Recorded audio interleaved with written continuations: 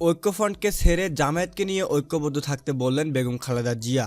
জামায়াত নয়, ঐক্যফ্রন্টকে ছাড়ার নির্দেশ দিলেন বেগম খালেদা জিয়া। গতকাল দুপুরে নাইকো দুর্নীতি মামলার হাজিরা দিতে এসে তিনি দলের আইনজীবী এবং স্থায়ী কমিটির সদস্য ব্যারিস্টার মওদুদ আহমেদকে এই নির্দেশ দেন। পুরাতন ঢাকার নাজিমউদ্দিন রোডের কারাগারে গতকাল ঢাকার ৯ নম্বর বিশেষ জজ আদালতের অস্থায়ী এজলাস বসে।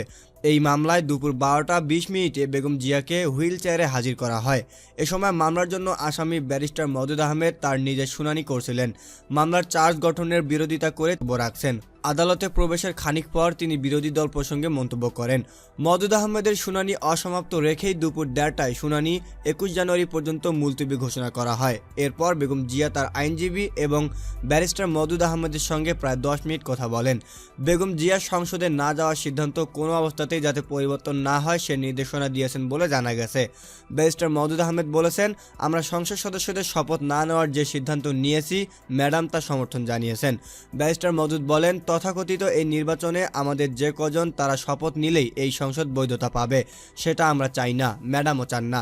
সংশ্লিষ্ট সূত্রগুলো বলছে বেগম জিয়া ২০ দলের ঐক্যকে অটুট রাখার নির্দেশ দিয়েছেন। কোনো অবস্থাতেই ২০ দলের ঐক্য যেন বিনষ্ট না হয় সেদিকে নজর রাখার জন্য নির্দেশ দিয়েছেন।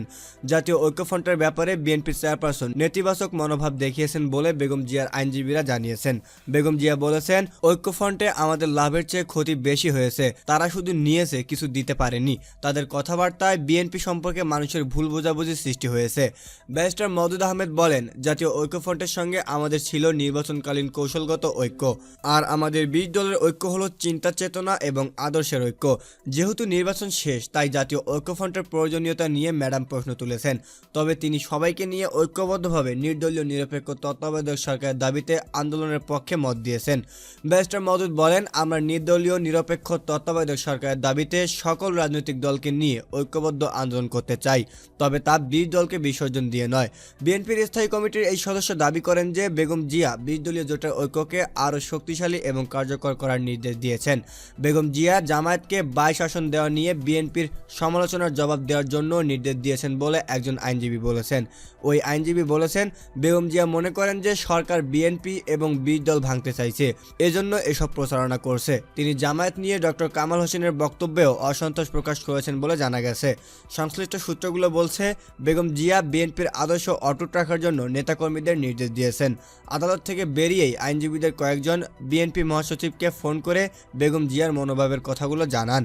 ভিউয়ার্স বন্ধুরা, আমাদের ভিডিওটি ভালো লেগে থাকলে অবশ্যই ভিডিওটিতে একটি লাইক দেবেন, বন্ধুদের মধ্যে শেয়ার করবেন এবং আমাদের পরবর্তী ভিডিওগুলি পাওয়ার জন্য চ্যানেলটি অবশ্যই সাবস্ক্রাইব করবেন। ধন্যবাদ।